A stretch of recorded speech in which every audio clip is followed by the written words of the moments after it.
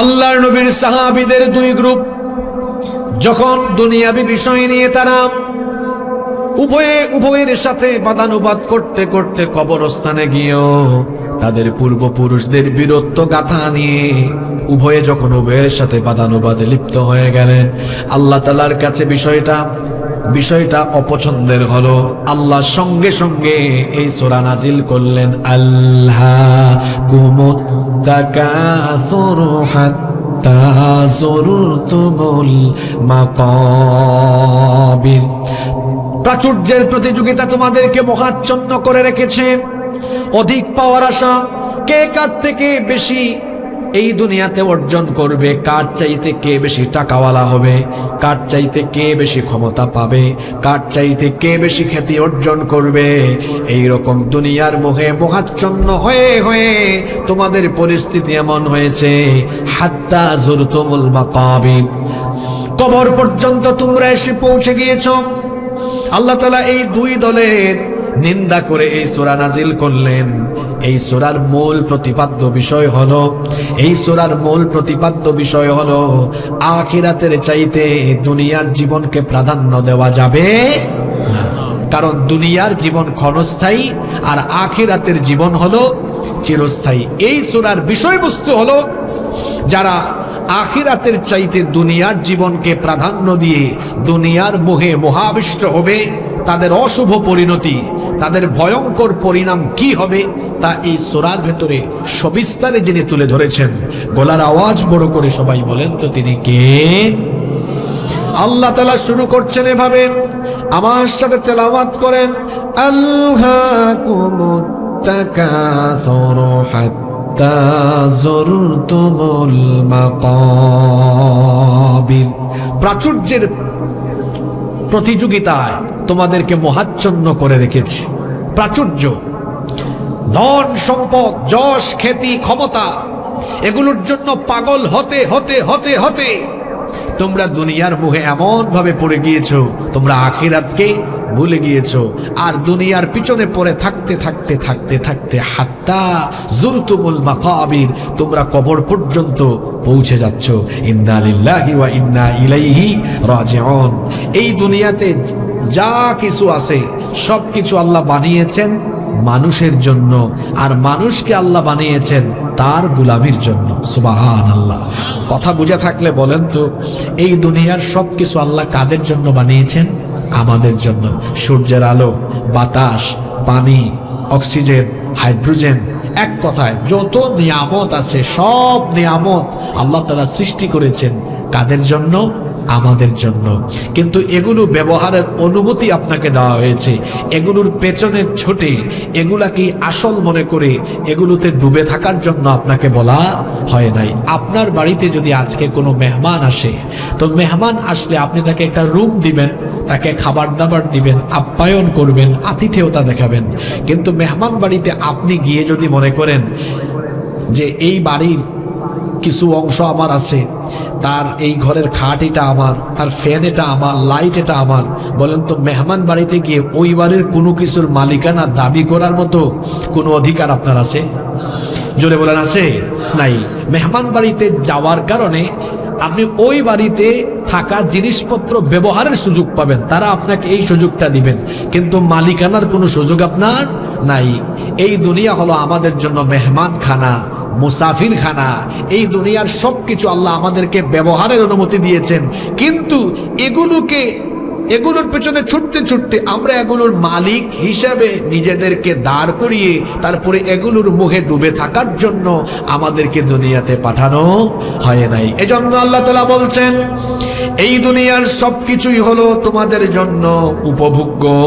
কোরআনে কারীমের 3 নম্বর সূরা আলে ইমরানের 14 নম্বর আয়াতে আল্লাহ বলছেন, যুইয়িনা লিন-নাসি হুব্বুশ শাহাওয়াতি মিনান নিসাই ওয়াল বানিনা ওয়াল কানাতিরিল মুকান্তারাতি মিনাল যাহাবি ওয়াল ফিদ্দাতি ওয়াল খাইলিল মুসাওওয়ামাতি ওয়াল الأنعام والحرث যালিকা মাতাউল হায়াতিদ দুনিয়া ওয়াল্লাহু ইনদাহু হুসনুল মাআব।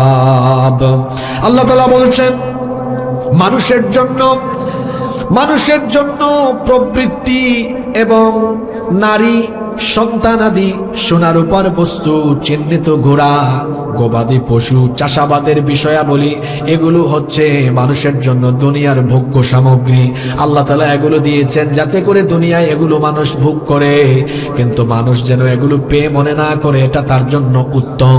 মানুষের জানা থাকা দরকার দুনিয়ার চাইতে আখিরাতে আল্লাহ যা রেখেছেন সেটা উত্তম, কম না বেশি। কোথায় বসাইলেন? কবরস্থানে ওয়াজে, কোনো মজা নাই এখানে। কথা কি বোঝা যায় আমার? দুনিয়াতে আপনারা যা পাইছেন এগুলার চাইতে আখিরাতে যা আছে সেগুলা আরো ভালো না খারাপ? রব্বুল আলামিন বলছেন বাল তুসিরুনাল হায়াতাদ দুনিয়া ওয়াল আখিরাতু খায়রুন ওয়া আবকা।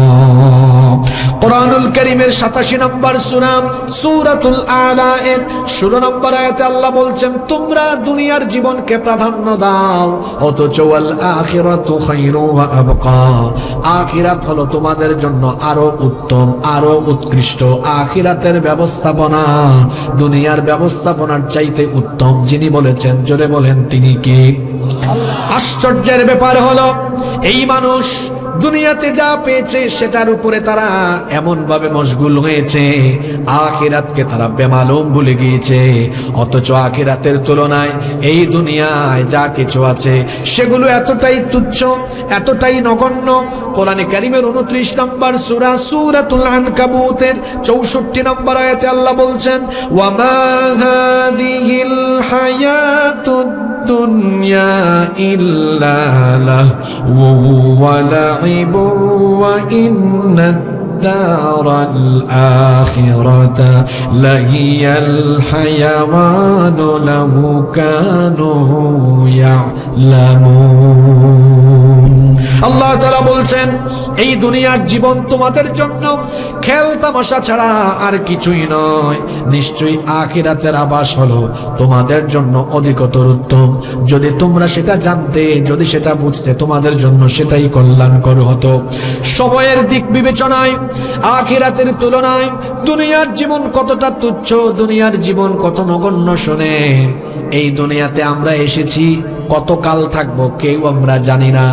আগামীকাল কেউ যদি বিদেশে যায়, লন্ডন আমেরিকায় যায়, বিমানে টিকিট কাটলে পরে টিকিটের মধ্যে লেখা থাকে কখন তার ফ্লাইট, বিকাল 3টার সময় ফ্লাইট লেখা থাকে। একজন লন্ডনগামী যাত্রী সে তার ফ্লাইটের সময় জানে, সে জানে আগামীকাল বিকেল 3টায় তার ফ্লাইট। দুনিয়াতে আমরা যারা আছি আমরা হলাম পরকাল যাত্রী। ডুমুরিয়ার লন্ডন যাত্রী ব্যক্তি তার লন্ডনের ফ্লাইটের সময় জানে, কিন্তু আশ্চর্যের ব্যাপার হলো পৃথিবীতে থাকা 800 কোটি পরকাল যাত্রী মানুষ, একজন মানুষও তার পরকালের যাত্রার সময় জানে না। এখানে এমন কে আছেন যে জানেন কোন তারিখের কয়টার সময় মারা যাবেন? কেউ জানি আমরা? যে দুনিয়ায় মশগুল হয়ে রইলাম আমরা, আখিরাতের তুলনায় এই দুনিয়া সময়ের দৃষ্টিকোণ থেকে কত নগণ্য। আল্লাহ তাআলা কোরআনে কারীমে কত সুন্দর করে আমাদেরকে বুঝায় দিলেন। কোরআনে কারীমের 9 নম্বর সূরা সূরাতুত তাওবা এর 38 নম্বর আয়াতে আল্লাহ বলছেন আরাদিতুম বিল হায়াতিদ দুনিয়া মিনাল আখিরাতি ফামা মাতাউল হায়াতিদ দুনিয়া ফিল আখিরাতি ইল্লা কালিল। আল্লাহ তাআলা বলছেন তাহলে কি তোমরা দুনিয়ার জীবন পেয়ে সন্তুষ্ট হয়ে গেলে, অথচ দুনিয়ার চাইতে আখিরাতের জীবন হলো বড়। আখিরাতের তুলনায় দুনিয়ার জীবনটা হচ্ছে খুবই তুচ্ছ, কলিল, একেবারে নগণ্য। সময়ের দৃষ্টিকোণ থেকে সেটা কত নগণ্য। দুনিয়ার সফর শেষ করে একদিন যখন আমরা দুনিয়া ছেড়ে চলে যাব, অতঃপর যখন কবর থেকে আমাদেরকে হাসরের ময়দানে একদিন উঠানো হবে, একদিন আমাকে আপনাকে হাসরের ময়দানে উঠানো হবে, এ ব্যাপারে আমাদের মনের মধ্যে কি কোনো সন্দেহ আছে নাকি? আসতে বলবেন না, জোরে বলেন, সন্দেহ আছে নাকি?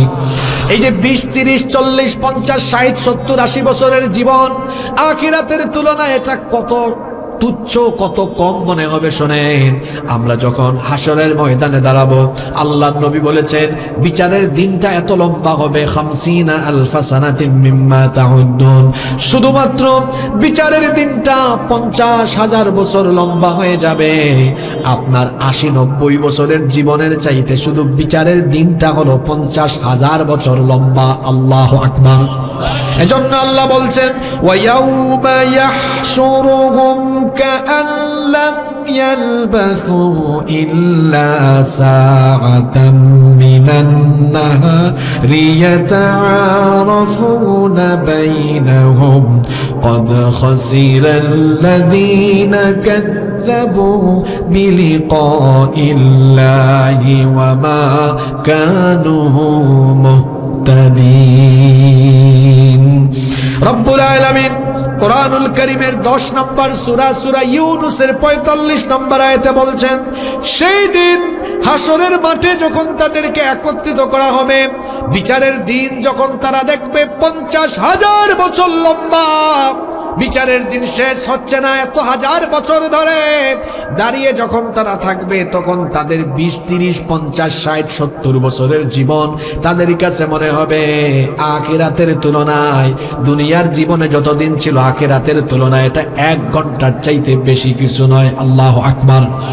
হাসরের ময়দানে আল্লাহ মানুষকে প্রশ্ন করবেন, ক্বালা কাম লাবিথতুম ফিল আরদি আদাদা সিনিন ক্বালু লাবিথনা ইয়াওমান আও বা'দা ইয়াওমিন ফাসআলিল আদিন। আল্লাহ তাআলা বলছেন, তাদেরকে হাসরের মাঠে জিজ্ঞেস করা হবে, কাম লাবিথতুম ফিল আরদ, তোমরা দুনিয়াতে কতদিন ছিলে? শুনতেছেন আপনারা? আল্লাহ বলবেন, দুনিয়ায় কতদিন ছিলে? এই যে হাসরের মাঠে দাঁড়িয়ে আছো 50,000 বছর। তখন আমরা কি জবাব দিব? আমরা বলবো লাবিথনা ইয়াওমান আও বা'দা ইয়াওম, মনে হচ্ছে দুনিয়ায় আমরা একদিন বা আধা দিনের মতো হয়তো ছিলাম। আল্লাহু আকবার। আখিরাতের তুলনায় দুনিয়ার জীবন সময়ের পরিমাপগত দিক থেকে নগণ্য। আবার আপনি যদি আয়তনের দিক থেকে, আপনি যদি আবার পরিমাণের দিক থেকে এটাকে পরিমাপ করেন যে আখিরাতের তুলনায় দুনিয়াটা কেমন, আল্লাহর নবী কি বলেছেন শোনেন। আল্লাহর নবী বলেছেন, ওয়াল্লাহি, আল্লাহর কসম, মাদ দুনিয়া ফিল আখিরাতি ইল্লা মিসলু মা ইয়াজআলু আহাদুকুম ইসবাহু হাযি ওয়া আশারা ইয়াহইয়া বিস-সাব্বাবা। আল্লাহর নবী এই হাতের এই আঙ্গুলটা ইশারা দিয়ে সাহাবীদেরকে দেখালেন আর বললেন, এই আঙ্গুলটা যদি সাগরের বিশাল জলরাশিতে চুবানো হয়, সাগরের বিশাল জলরাশিতে এই আঙ্গুলটা চুবানোর পরে যখন আঙ্গুলটা তোলা হবে, তখন সাগরের বিশাল এই পানির তুলনায় হাতের আঙ্গুলের মাথার সাথে যে পানি থাকবে, সেই পানির পরিমাণটা কেমন? অনেক বেশি না খুব তুচ্ছ? আরো জোরে বলেন, অনেক বেশি না তুচ্ছ?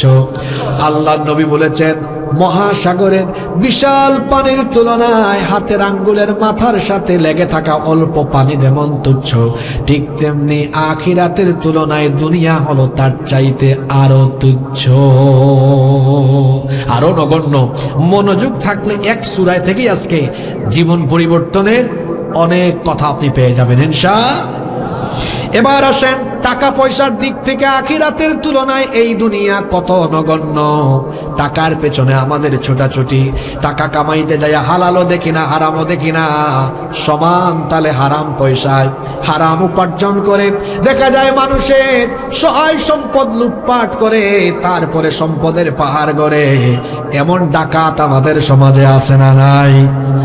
আল্লাহর নবী বলেছেন, অর্থ সম্পদের দিক থেকে আখিরাতের তুলনায় এই দুনিয়ার জীবন কত নগণ্য। এই হাদিসটা মুসলিম শরীফে বর্ণিত হয়েছে। হাদিসের বর্ণনাকারী সাহাবী হচ্ছেন জাবির ইবনে আব্দুল্লাহ রাদিয়াল্লাহু আনহুমা।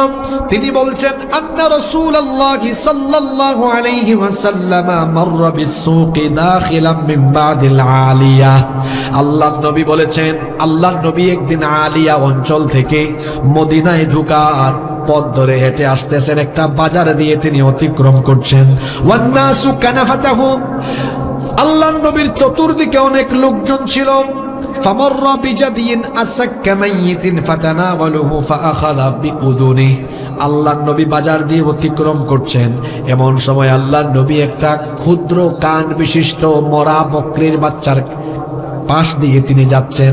ভালো করে শোনেন, ক্ষুদ্র কান বিশিষ্ট, কানটা একটু ছোট কাটা, ক্ষুদ্র কান বিশিষ্ট মরা একটা বকরির বাচ্চার পাশ দিয়ে নবীজি যাচ্ছেন। আল্লাহর নবী মৃত ওই বকরির বাচ্চার ক্ষুদ্র কান ধরলেন, ধরে এটা উঁচু করলেন। তারপরে সাহাবীদেরকে বললেন, আইয়ুকুম ইউহিব্বু আন্না হাযা লাহু বিদিরহাম। ও আমার সাহাবীরা, এমন কে আছো যে এই ক্ষুদ্র কান বিশিষ্ট মরা বকরির বাচ্চাকে মাত্র 1 দিরহাম দিয়ে ক্রয় করবে? আমি যদি আপনাদেরকে বলি এই এলাকায় একটা মরা গরু পড়ে আছে, 1 টাকা দিয়ে কেউ এটা কিনবেন নাকি? আরো জোরে বলেন, কিনবেন নাকি? আল্লাহ নবী সাহাবীদেরকে বলতেছেন, একটা ক্ষুদ্র কান বিশিষ্ট মৃত বকরির বাচ্চা, এই যে দেখো সাহাবীরা, তোমরা কি এটা 1 দিরহাম দিয়ে কিনবা নাকি? ফাকালু, সাহাবীরা তখন বললেন, মা নুহিব্বু আন্নাহু লানা বিশাইইন ওয়া মা নাসনাউ বিহি। ওগো আল্লাহর নবী, কেন আমরা 1 দিরহাম খরচ করে এই মৃত বকরির বাচ্চাটা কিনবো? আল্লাহর নবী তখন বললেন, আচ্ছা ঠিক আছে, আতুহিব্বুনা আন্নাহু লাকুম, 1 দিরহামও লাগবে না, বিনা পয়সায় ফ্রি মাগনা কি তোমরা এই বকরির বাচ্চা কেউ নিবে নাকি? সাহাবীরা তখন বললেন, আচ্ছা আমি যদি আপনাদেরকে বলি এখানে যদি মরা গরু থাকে, এটা কি বিনা পয়সায় এই গরু কেউ নিবেন নাকি? আল্লাহর রাসূল সাহাবীদেরকে বললেন, বিনা পয়সায় এই মরা বকরির বাচ্চা কেউ নিবে নাকি? সাহাবীরা তখন বলল, ওয়াল্লাহি, আল্লাহর কসম, লাউ কানা হাইয়ান, যদি এটা মৃত না হয়ে জীবিত হতো, কানা আইবান ফি, আমরা এটা নিতাম না, কারণ এটার মধ্যে দোষ আছে, কান একটু ছোট। লি আন্নাহু আসাক ফাকাইফা ওয়া হুয়া মাইয়িত। ওগো আল্লাহর নবী, জীবিত থাকলেই তো আমরা এটা টাকা দিয়ে কিনতাম না, তো এখন মরে গেছে, এটা কোন দুঃখে আমরা কিনবো? আল্লাহর নবী বললেন, তোমাদেরকে কেনার জন্য আমি কথাটা বলি নাই, আমি তোমাদেরকে একটা জিনিস বোঝানোর জন্য প্রশ্নটা করেছি। নবীজি সাহাবীদেরকে তখন বললেন, ফাওয়াল্লাহি লাদ দুনিয়া আহওয়ানু আলাল্লাহি মিন হাদা আলাইকুম।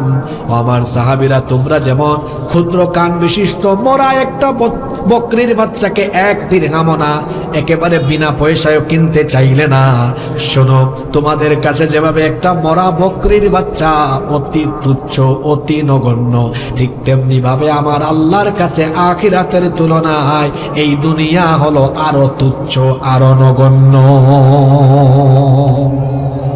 এবার আসেন আয়তনের দিক থেকে আখিরাতের তুলনায় দুনিয়ার জীবন কত নগণ্য। আল্লাহর নবী বলেছেন, মাউদিউ সাউতিন ফিল জান্নাতি খায়রুম মিনাদ দুনিয়া ওয়া মা ফিহা। আল্লাহর নবী বলেছেন, জান্নাতের 1 চাবুক পরিমাণ জায়গা দুনিয়া এবং দুনিয়াতে যা আছে সবকিছুর তুলনায় জান্নাতের 1 চাবুক পরিমাণ জায়গা আরো উত্তম। সুবহানাল্লাহ পড়বেন না আপনারা? এরপরে আসেন, আল্লাহ তাআলা কোরআনে কারিমেও বলেছেন, সব দৃষ্টিকোণ থেকেই আখিরাতের তুলনায় এই দুনিয়া হলো নগণ্য। অথচ এই দুনিয়ার মোহে পড়ে, দুনিয়ার প্রাচুর্য, বৈষয়িক উপাদানের পিছনে পড়ে মানুষ আখিরাতকে বেমালুম ভুলে গিয়েছে। এজন্য আল্লাহ বলছেন, আল্লাহকুমুত তাকাসুরু হাত্তা যুরতুমুল মাকাবির। প্রাচুর্যের প্রতিযোগিতা তোমাদেরকে মহাচ্ছন্ন করে রেখেছে। তোমাদের পরিস্থিতি হলো এমন, তোমাদের কাছে যা আছে, যত পায় তত আরো চায়, যত পায় তত আরো চায়।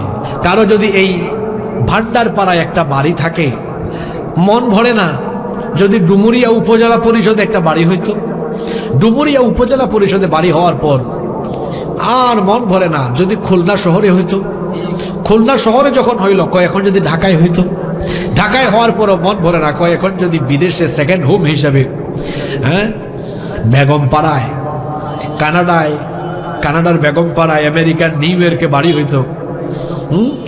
তার চাহিদার কোনো শেষ নাই, যত পায় তত আরো চায়। একটা সাইকেল আছে, সাইকেল, রাস্তাঘাটে যখন মোটর সাইকেল দেখা কয় যদি একটা মোটর সাইকেল হইতো, যখন একটা মোটর সাইকেল হয় তার চেয়ে আরো দামি মোটর সাইকেল, যদি সে 180 এরকম কোনো মোটর সাইকেল চালায় তো বলে আহারে যদি একটা পালসার বা ডিসকভার হইতো, পালসার বা ডিসকভার যখন হইল কয় যদি এখন একটা এফজেড হইতো।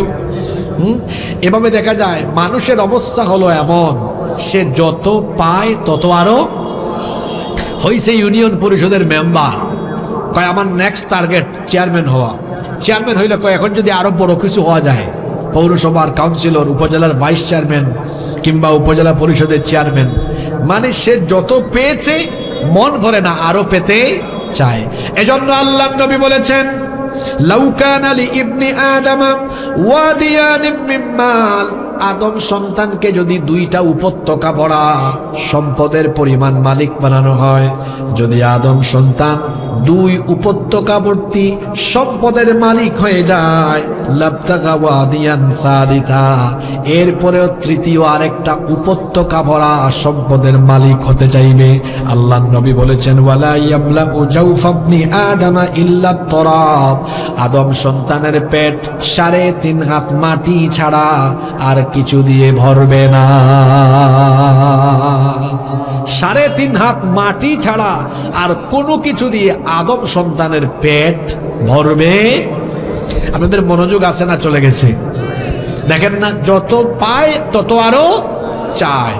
আহারে, খ্যাতির পেছনে ছুটতে ছুটতে, সম্পদের পেছনে ছুটতে ছুটতে, ক্ষমতার পেছনে ছুটতে ছুটতে তার জীবন শেষ হয়ে গিয়েছে, বয়স শেষ। হাত্তা জুরতুমুল মাকাবির, এভাবেই কবর পর্যন্ত পৌঁছে গিয়েছে। কবর তো বহু দূরে, এই দুনিয়ার পেছনে ছুটতে ছুটতে বহু মানুষ এমন আছে দুনিয়াও হারিয়ে ফেলেছে। এরকম আছে কি নাই? জোরে বলে, এরকম আছে না নাই? এই যে আমাদের যত সম্পদ আছে, আপনি দুনিয়ায় যত সম্পদের মালিকই হন না কেন, বলেন তো কোনো সম্পদ নিয়ে আপনি কি কবর পর্যন্ত যেতে পারবেন? কবর পর্যন্ত যাওয়া তো দূরের কথা, আপনারা চোখের সামনে দেখেছেন যারা দুনিয়ার পেছনে ছুটতে ছুটতে হালাল হারাম বাস বিচার করে না, জনগণের সম্পদ চেটে পুটে খেয়ে লুটপাট করে যারা সম্পদের পাহাড় তৈরি করেছে। জুলাই আগস্টে আপনারা দেখেছেন সেই চোরের দল অবৈধ পন্থায় সম্পদ যা অর্জন করেছিল তা ফেলে রেখে জামাতের সাথে দেশ থেকে চোরের মতো পালিয়ে চলে গিয়েছে। কবর তো বহু দূরে, এই দুনিয়াতেই তো তার দুনিয়াবি মোহ এটার ভেতরে পড়ে থাকতে থাকতে সে দুনিয়াতেই লাঞ্ছিত হয়েছে, দুনিয়াতেই লাঞ্ছিত। অত কবর পর্যন্ত গেলে আর তার পরিস্থিতি আরো খারাপ হওয়ার সম্ভাবনা আছে না নাই? আল্লাহ তাআলা এর জন্য বলছেন আল্লাহকুমুত তাকাসুর, প্রাচুর্যের প্রতিযোগিতায় তোমরা মোহাবিষ্ট হয়ে গিয়েছো, হাত্তা জুরতুমুল মাকাবির, এমনি করে তোমরা কবর পর্যন্ত পৌঁছে যাচ্ছ। এই কবর হলো এমন জায়গা যা আমাদের সবার সামনে আছে। এই কবরের মধ্যে মানুষ যখন মারা যায়, মারা যাওয়ার পরে এই কবর পর্যন্ত প্রত্যেকটি মানুষের সাথে 3টা জিনিস যায়। জোরে বলেন, কয়টা জিনিস? কবর হলো আমাদের আসল বাড়ি, কবর হলো আমাদের আসল বাড়ি। এই যে ভান্ডারপাড়ায় আপনার বাড়ি আছে, এটা আপনার আসল বাড়ি নয়, কবরস্থান হলো আপনার আসল বাড়ি। কারণ আপনার এই বাড়িতে আগে আপনার বাবা দাদা অনেকেই বসবাস করেছে। আজকে বাড়ির জায়গায় আছে কিন্তু বাড়িওয়ালা নাই, বাড়িওয়ালা বাড়ি ছেড়ে কবর পর্যন্ত চলে গিয়েছে। এই দুনিয়া এমন স্বার্থপর, আজকে যে বাড়িতে আপনি থাকেন দেখা যাবে 100, 150 বা 200 বছর পরে এই বাড়ি যদি টিকে থাকে, এই বাড়ির পরবর্তী প্রজন্ম আপনার নাম ঠিকানা পর্যন্ত ভুলে যাবে। আচ্ছা, এখানে কে আছেন যে তার দাদার বাপের নাম জানেন? এই কথাটা এমনি বলি নাই, আমি আমার দাদার নাম জানি না, ঠিক তেমনি ভাবে আমার ছেলের ঘরের নাতির ঘরের নাতিও আমার নাম একদিন জানবে না। এর নাম দুনিয়া, এর নাম কেউ কাউকে মনে রাখে। আমরা যখন মারা যাব, মানুষ মারা যাওয়ার পরে কবর পর্যন্ত তার সাথে তিনটা জিনিস যায়। জোরে বলেন কয়টা জিনিস যায়? আনাস ইবনে মালিক রাদিয়াল্লাহু আনহু এই হাদিসের বর্ণনাকারী সাহাবী, হাদিসটি বুখারী এবং মুসলিম শরীফে বর্ণিত হয়েছে। তিনি বলছেন, আল্লাহর নবী বলেছেন, ইয়াতবাউল মাইয়িতা সালাসা, যখন কোনো মানুষ মারা যায় কবর পর্যন্ত তার সাথে তিনটা জিনিস যায়। ফায়ারজিউ আসনান ওয়া ইয়াবকা মাআহু ওয়াহিদ, দুইটা জিনিস তাকে কবরে রেখে ফিরে চলে আসে, আর একটা জিনিস তার সাথে কবরের ভেতরে থাকে। এখন কথা বুঝে থাকলে বলেন, মানুষ মারা যাওয়ার পরে কবর পর্যন্ত তার সাথে কয়টা জিনিস যায়? আস্তে বলবেন না, জোরে বলেন কয়টা? তিনটা জিনিস যায়, দুইটা জিনিস ফিরে আসে, কয়টা জিনিস থাকে? বলবেন হুজুর কোন তিনটা জিনিস যায় আগে বলেন। এক নাম্বার হলো আহলুহু, তার পরিবার পরিজন। আপনি যখন দুনিয়া থেকে চলে যাবেন, আপনার পরিবার পরিজন, আপনার পরিবারের লোকেরা খুব তাড়াতাড়ি করে আপনাকে ঘর থেকে বের করে দিবে। ও আমার বাবারা, আমার ভাইয়েরা, কথাগুলো একটু মনোযোগ দিয়ে বোঝার চেষ্টা করেন। এই যে এখানে আমরা বসে আছি, বাড়িতে আমরা হয়তো ফিরতে নাও পারি, বাড়িতে আমাদের লাশ যাওয়ার সম্ভাবনা আছে না নাই? কারণ আমরা কে কখন দুনিয়া থেকে চলে যাব এটা আমরা কেউ জানি। একটু ভাবুন তো, একটু চিন্তা করেন তো, এখন যদি আপনার মরণ হয়ে যায়, দেখা যাবে এখান থেকে আপনার লাশ আপনার বাড়িতে নেওয়া হবে। বাড়িতে নেওয়ার পরে আর আপনাকে আপনার সুন্দর পরিষ্কার পরিচ্ছন্ন নরম তুলতুলে বিছানায় রাখা হবে না। দেখা যাবে তখন আপনাকে কেউ সুন্দর করে মহব্বত করে ডাকবে না। আপনার ছেলে মেয়ে বলবে না আব্বা এসেছেন, আব্বাকে খাটে শুয়াও, বরং সবাই বলবে লাশকে সুন্দর করে শোয়া রাখো। আপনাকে কোনো নরম তুলতুলে বিছানায় শোয়ানো হবে না। এই যে নিচে বসেছেন পাটি, তেরপাল, এগুলোর মধ্যে শুইয়ে রাখা হবে।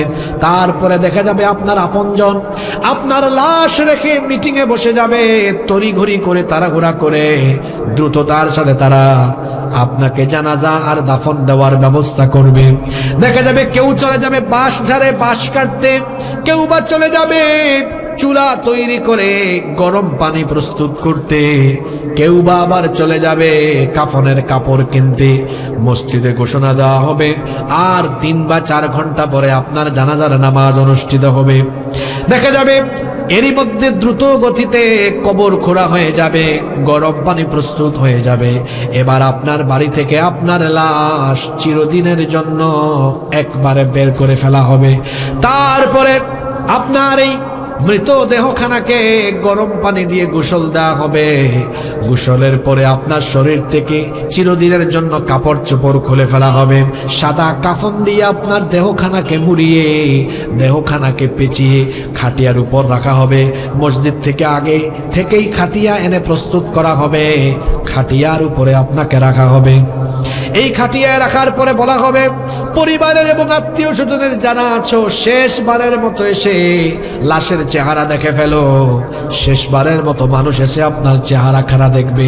দ্রুত আপনার কাফনের মাথার অংশটুকুকে পেঁচায়া এবার আপনাকে দ্রুত সময়ে বাড়ি থেকে চিরদিনের জন্য নিয়ে লাশটা বের হয়ে যাবে। জানাজার মাঠে গিয়ে এরপরে দ্রুততার সাথে জানাজা দিয়ে আপনার পরিবারের লোকেরা, আত্মীয় স্বজন, তারা আপনাকে চিরদিনের জন্য ওই কবরস্থানে রেখে এরা থাকবে না, এরা চলে আসবে। আপনার ধন সম্পদ যেগুলা ছিল এগুলাও হয়তো আপনার সাথে কবর পর্যন্ত যাবে। অর্থাৎ হয়তো আপনার গাড়ি ছিল, হয়তো আপনার গাড়ি ছিল, আগে থেকে তৈরি করা খাটিয়ে ছিল আপনাকে কবর পর্যন্ত দেওয়ার জন্য, এগুলোও যাবে, এটাও চলে আসবে। 3 নাম্বার আরেকটা জিনিস আপনার সাথে যাবে। আল্লাহর নবী বলেছেন ওয়া আমালুহু, তার আমল। এই 3টা জিনিসের মধ্যে পরিবার পরিজন, সহায় সম্পদ সব কিছু থেকে যাবে। আপনার সাথে কবর পর্যন্ত আপনার আমল যাবে। তার মানে আমল ভালো হলে ফয়সালা ভালো, আমল খারাপ তো ফয়সালা খারাপ। এই জন্য দুনিয়াতে থাকার সময়ে আপনাকে আমলের প্রতিযোগিতা করতে হবে। দুনিয়ায় কে কার চাইতে বড় হবে এই প্রতিযোগিতা নয়, কারণ আল্লাহ তাআলা আমাদের জীবনটা দিয়েছেন আল্লাযী খালাকাল মাউতা ওয়াল হায়াতা লিয়াবলুয়াকুম আইয়ুকুম আহসানু আমালা ওয়া হুয়াল আজিজুল গফুর। জীবন মৃত্যুর মাঝখানে এই যে সময়টা দেওয়া হলো, কেন দেওয়া হয়েছে? লিয়াবলুয়াকুম আইয়ুকুম আহসানু আমালা, তোমাদের মধ্যে কে উৎকৃষ্ট সুন্দরতম আমল করতে পারে এটা দেখতে চান কে। কিন্তু আপনি এটা না করে দুনিয়ার পেছনে পড়ে আছেন, অথচ দুনিয়ার কিছুই আপনার সাথে যাবে না। আপনারা অনেকে মহাবীর আলেকজান্ডারের নাম শুনেছেন। মহাবীর আলেকজান্ডার তিনি মৃত্যুর সময়ে তিনি তার শেষ 3টা ইচ্ছার কথা বলে গিয়েছিলেন। কয়টা? 3টা। তিনি বলেছিলেন, আমি মারা যাওয়ার পরে আমার ব্যক্তিগত যে চিকিৎসক আছেন তাদেরকে বলবা আমার কফিন, আমার খাটিয়া বহন করতে। 2, আমার দ্বিতীয় ইচ্ছা হলো, আমি সারা জীবনে অনেক স্বর্ণ রৌপ্য এগুলো অর্জন করেছি, আমাকে যে পথ দিয়ে আমার লাশ নেওয়া হবে ওই পথে সোনারূপা বিছিয়ে দিবা। 3, আমার 2 হাত কফিনের খাটিয়ার 2 দিকে এরকম ফেলে রাখবা। এই 3টা ইচ্ছার কথা তিনি যখন বললেন, তখন তার দরবারের লোকজন তাকে বলল যে আপনি আশ্চর্যজনক 3টা ইচ্ছার কথা কেন আমাদের সামনে প্রকাশ করলেন? তিনি বললেন, শোনো, আমি প্রথম যে ইচ্ছের কথা বলেছি, আমি মারা যাওয়ার পরে আমার লাশ যেন আমার চিকিৎসকরা গ্রহণ করে, এর দ্বারা আমি পৃথিবীর মানুষকে এই শিক্ষা দিয়ে যেতে চাচ্ছি, মানুষ যেন এটা মনে করে আল্লাহর তরফ থেকে বরাদ্দ হওয়া সময় শেষ হয়ে গেলে দুনিয়ার কোনো ডাক্তারও মানুষকে বাঁচাতে পারবে না। 2, আমি বলেছিলাম আমার অর্জিত স্বর্ণ রৌপ্য এগুলো দিয়ে রাস্তা বানিয়ে দিবা, ওই রাস্তার উপর দিয়ে আমার খাটিয়া নিয়ে যাবা। আমি এটা দ্বারা পৃথিবীর মানুষকে দ্বিতীয় আরেকটি শিক্ষা দিয়ে যেতে চাচ্ছি, সেটা হলো এই মানুষ যেন এটা দেখে এই শিক্ষা নেয় যে আলেকজান্ডার তার জীবনে বহু ধন সম্পদ অর্জন করেছিল, কিন্তু তার উপার্জিত এই স্বর্ণরৌপ্য আজকে থেকে যাচ্ছে, এগুলো তার সাথে যাচ্ছে না, এগুলো দুনিয়াতে পড়ে আছে। 3 নাম্বার, আমি বলেছি যে আমার 2 হাত কফিন বা খাটিয়ার 2 দিকে ফেলে রাখবে, যাতে মানুষ আমার খালি হাত দেখে এই শিক্ষা নেয় আলেকজান্ডারের 2 হাত ভর্তি সম্পদ ছিল, কিন্তু আলেকজান্ডার সব সহায় সম্পদ দুনিয়ার সব কিছু ফেলে খালি হাতে আলেকজান্ডার দুনিয়া ছেড়ে চলে যাচ্ছে। আল্লাহু আকবার। আমাদের জন্য কত গুরুত্বপূর্ণ শিক্ষা রয়েছে। এই পৃথিবী আমাদের কারো আসল ঠিকানা নয়, পৃথিবী আমার আসল ঠিকানা নয়, মরণ একদিন মুছে দেবে সকল রঙিন পরিচয়, পৃথিবী আমার আসল ঠিকানা নয়, মিছে মানুষের বন্ধন, মিছে মায়া স্নেহ প্রীতি ক্রন্দন, মিছে অভিনয় নাটকের মঞ্চে, মিছে জয়ার পরাজয়, পৃথিবী আমার আসল ঠিকানা নয়, মরণ একদিন মুছে দেবে সকল রঙিন পরিচয়, পৃথিবী আমার আসল ঠিকানা নয়। এই পৃথিবীতে কেউ থাকে নাই, আমরাও থাকবো না। মৃত্যু আমাদের পিছনে, কবর আমাদের সামনে। এই দুনিয়ার মুখে আমরা এতই পাগল হয়ে আছি। আহারে, বয়স তো কম হলো না, চলে যাচ্ছে সময়। যে সময় চলে যাচ্ছে তার জীবনে কোনোদিন ফিরে আসবে না। অর্থ সম্পদের, সহায় সম্পদের পাহাড় গড়তে গড়তে জীবন চলে গেল। একটা বাড়ি বানাতে বানাতে আপনার জীবনের 30, 35, 40 বছর সময় চলে যাচ্ছে। অনেক সময় এমন হয় দুনিয়ার কাজ করতে গিয়ে আখিরাতের কাজ হয় না, আমরা আখিরাতের চেয়ে দুনিয়ার কাজকে প্রাধান্য দেই। দেখেন তো এমন হয় কিনা? অনেক সময় দেখা যায় দুনিয়ার গুরুত্বপূর্ণ কোনো কাজ করছে, দুপুর 1:15 হয়েছে, আজান হয়ে গেছে, আল্লাহর বান্দা আজান শুনেও নামাজে যায় না। তাকে কি দুনিয়ার কাজে মত্ত থাকার জন্য বলা হয়েছে, না আখিরাতের কাজে মত্ত থাকতে বলা হয়েছে? হ্যাঁ, আখিরাতের কাজ করতে গিয়ে দুনিয়া ভুলে যাবেন এমন না, আপনি আখিরাতের কাজ করবেন, দুনিয়ার কাজও করবেন, দুটাকে ব্যালেন্স করে করবেন। কিন্তু দেখা যায় এত দুনিয়া পাগল হয়েছে, দুনিয়ার কাজ করতে গিয়ে আখিরাতের কোনো দাম, আখিরাতের কোনো কাজ তার নাই। 5 ওয়াক্ত নামাজ তার ঠিক নাই। দুনিয়ায় ক্ষমতার মোহে পড়ে আল্লাহর দেওয়া বিধি বিধান লঙ্ঘন করে তার আখিরাতকে নষ্ট করছে। ক্ষমতার মোহে অন্ধ হয়ে যায়, ক্ষমতার মুখে পাগল হয়ে যায়। যখন ক্ষমতা পায় মানুষকে আর মানুষ মনে করে না, তখন দেখা যায় তার দল মতের আদর্শের বিরোধী হলে নিরপরাধীকে অপরাধী বানাইয়া জেলখানায় রেখে সাজা দেয়। আছে না নাই? ক্ষমতার বড়াই করবেন না, কারণ ক্ষমতায় বসান যিনি, জুতার বাড়ি খাওয়াইয়া ক্ষমতা থেকে নামাতে পারেনও তিনি। দেখেন না, আমার দেশে এক রাবেয়া বসুরি ছিলেন, খুব ক্ষমতার অহংকার করতেন, খুব ক্ষমতার অহংকার করতেন। 41 সাল পর্যন্ত স্বপ্ন দেখেছেন। 24 জুলাইয়েই ছাত্র জনতার ধাওয়া খাইয়া দেশ ছাড়তে হয়েছে। বড়াই করা যাবে না, অহংকার করা যাবে না, কারণ অহংকারের পরিণতি কখনো ভালো হয়। এই দুনিয়া সব কিছু আল্লাহ দিয়েছেন আপনার ব্যবহারের জন্য, কিন্তু এগুলোর পিছনে পড়ে থাকার জন্য নয়। কিন্তু মানুষ এগুলোকে বড় মনে করে, এগুলোর পেছনে ছুটতে ছুটতে ছুটতে ছুটতে আরো গুরুত্বপূর্ণ বিষয় আখিরাতকে ভুলে গিয়েছে। এজন্য আল্লাহ বলছেন, আল্লাকুমুত তাকাসুরু হাত্তা যুরতুমুল মাকাবির। প্রাচুর্যের প্রতিযোগিতা তোমাদেরকে মোহাচ্ছন্ন করে রেখেছে। কার থেকে কে বেশি অর্জন করবে, দুনিয়ায় কে কার থেকে কোন দিক দিয়ে এগিয়ে যাবে, এই প্রতিযোগিতায় মত্ত হয়ে হয়ে তোমরা এই প্রতিযোগিতার মুহে পড়ে হাত্তা যুরতুমুল মাকাবির, কবর পর্যন্ত তোমরা পৌঁছে যাচ্ছ। এরপরে আল্লাহ তাআলা বলছেন, কাল্লা সাউফা তা'লামুনা সুম্মা কাল্লা সাউফা তা'লামুন। কাল্লা, নেভার এভার, কখনো নয়। সাউফা তা'লামুন, শীঘ্রই তোমরা জানতে পারবে তোমরা যে কাজ করেছিলে দুনিয়ায়, এটা তোমাদের মারাত্মক ভুল ছিল।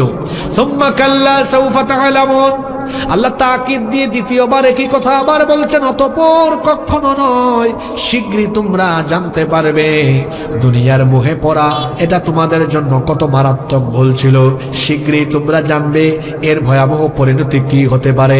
তখন তোমরা বুঝবে দুনিয়ার পেছনে পড়ে থাকা, দুনিয়ার বৈষয়িক উপাদান এবং দুনিয়াবী সমস্ত বিষয়ে প্রাচুর্যে মত্ত থাকা এটা তোমাদের মারাত্মক ভুল ছিল। শীঘ্রই তোমরা এটা বুঝতে পারবে দুনিয়ায় কার থেকে কে বেশি সম্পদশালী হবে, কার থেকে কে বেশি ক্ষমতাসীন হবে। এটার উপরে মানুষের সফলতা নির্ভর করে না, বরং সফলতা হলো আল্লাহ বলছেন, ফামান যুহজিহা আনিন নারি ওয়া উদখিলাল জান্নাতা ফাকাদ ফাজ। যেই ব্যক্তিকে জাহান্নামের আগুন থেকে রক্ষা করে কিয়ামতের দিন জান্নাত দেওয়া হবে, সেই ব্যক্তি প্রকৃত সফল কাম হবে। তাহলে দুনিয়াতে কে কার থেকে বেশি সম্পদশালী হবে, কে কার থেকে বেশি খ্যাতিমান হবে, কে কার থেকে বেশি ক্ষমতাশালী হবে, এটার উপর মানুষের সফলতা নির্ভর করে না, বরং সফলতা মানে হলো আল্লাহর ক্ষমা এবং জান্নাত পাওয়া। এটাই হলো প্রকৃত সফলতা। আল্লাহ তাআলা বলছেন, কাল্লা সাউফা তা'লামুনা সুম্মা কাল্লা সাউফা তা'লামুন, কখনো নয় শীঘ্রই তোমরা জানতে পারবে, অতঃপর কখনো নয় শীঘ্রই তোমরা জানতে পারবে দুনিয়াতে তোমরা কত বড় ভুলের মধ্যে ছিলে। এরপরে আল্লাহ বলছেন, কাল্লা লাউ তা'লামুনা ইলমাল ইয়াকিন, কখনো নয় যদি নিশ্চিত জ্ঞানের ভিত্তিতে চাক্ষুষ ভাবে তোমরা জানতে যে এর পরিণতি কত ভয়াবহ হতে পারে, তাহলে তোমরা দুনিয়ার পেছনে পড়ে থাকতে না, আখিরাতের জন্য সময়গুলোকে কাজে লাগাতে। এই যে যারা আখিরাতকে ভুলে দুনিয়ার জীবনকে প্রাধান্য দিয়ে দুনিয়া দুনিয়া করে পাগল হয়ে গিয়েছো, আল্লাহ বলছেন লা তারাউন্নাল জাহিম, অবশ্যই তোমরা জাহান্নাম দেখবে। সুম্মা লা তারাউন্নাহা আইনাল ইয়াকিন, অতঃপর অবশ্যই তোমরা চাক্ষুষ ভাবে নিশ্চিত জ্ঞানের ভিত্তিতে জাহান্নাম দেখবে। এই জাহিম এটা কাদের জন্য আল্লাহ প্রস্তুত করেছেন? কোরআনে কারীমের ৭৯ নম্বর সূরা, সূরা নাজিয়াতের ৩৭ নম্বর আয়াত থেকে আল্লাহ তাআলা বলছেন, ফাআম্মা মান তাগা ওয়া আথারাল হায়াতাদ দুনিয়া ফাইন্নাল জাহিমা হিয়াল মাওয়া, অতঃপর যারা সীমালঙ্ঘন করেছে এবং দুনিয়ার জীবনকে প্রাধান্য দিয়েছে, যারা জাহান্নামের অধিবাসী হবে তারা। এজন্য আল্লাহ বলছেন সাবধান হয়ে যাও, আখিরাতের তুলনায় এই দুনিয়ার জীবনকে প্রাধান্য দিয়ে দুনিয়ার মুখে পড়ে থেকে তোমার আখিরাতকে নষ্ট করে দিও না। কারণ আখিরাতে তোমাদেরকে দুনিয়ার সকল নিয়ামত সম্পর্কে যিনি জিজ্ঞেস করবেন, গলার আওয়াজ বড় করে সবাই বলেন তিনি কে? এজন্য আল্লাহ বলছেন তুম্মা লাতুসআলুন্না ইয়াউমাইযিন আনিন নাঈম, অতঃপর তোমাদেরকে প্রত্যেকটি নিয়ামত সম্পর্কে জিজ্ঞেস করা হবে। এই দুনিয়াতে যত নিয়ামত আছে সব নিয়ামত যিনি দিয়েছেন, গলার আওয়াজ বড় করে সবাই বলেন তিনি কে? সেই আল্লাহর নিয়ামতের সংখ্যা কত এটা দুনিয়ার কেউ জানে না। এজন্য আল্লাহ কোরআনে কারীমের ১৬ নম্বর সূরা, সূরাতুন নাহলের ১৮ নম্বর আয়াতে বললেন, ওয়া ইন তাউদ্দু নি'মাতাল্লাহি লা তুহসুহা ইন্নাল্লাহা লাগাফুরুর রাহিম।